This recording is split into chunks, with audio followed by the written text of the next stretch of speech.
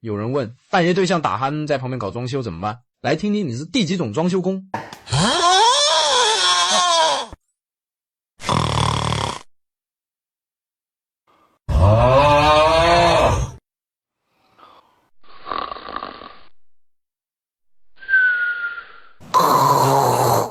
先说一下打鼾的原理是，我们这个气道它有松弛和狭窄，空气经过它就会震动发出声。躺下后喉咙那部分它腺导致部分气道狭窄，没有肌张力撑的就容易打鼾。